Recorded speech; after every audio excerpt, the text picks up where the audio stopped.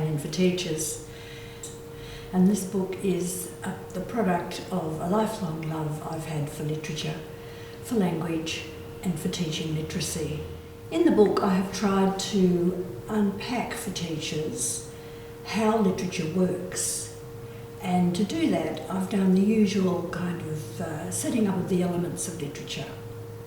The ones that we know about: plot, characterisation, setting, theme, mood, style, all of those elements that have been around for a very long while.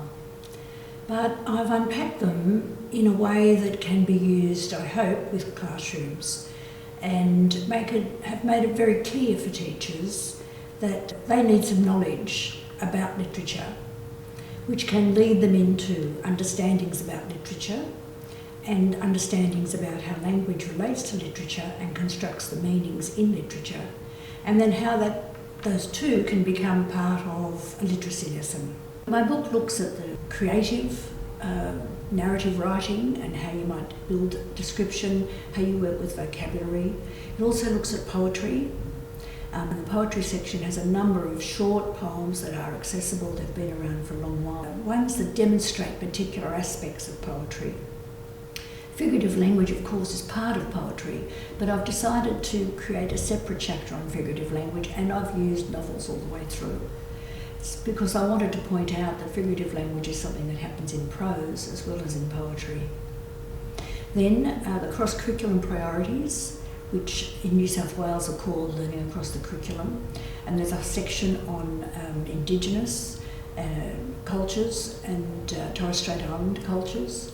There's a section on sustainability, and that was very interesting for me because I'm not a science person at all, to look at how sustainability is created in literary texts, and Asia and its relationship to Australia, and again an overview of texts and a lot of websites that are relevant for us in terms of looking for texts with Asian characters. I've given examples all the way through, as I said, and each chapter also has a set of tasks which follow on, and those tasks are often suggested as group tasks, as pair work or as individual work. The tasks are meant to be a springboard for teachers to think about how they could use the book in different ways with their classes.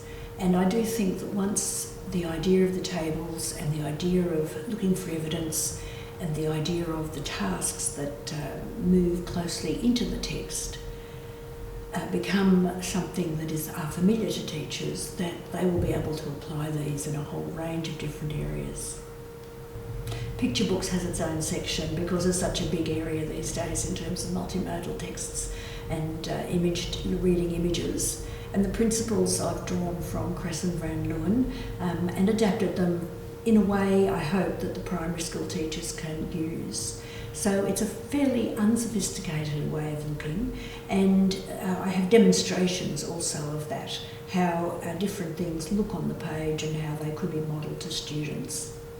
And finally, my colleague Maureen Walsh has written a chapter on digital narratives, and she looks very much to the future and what's next.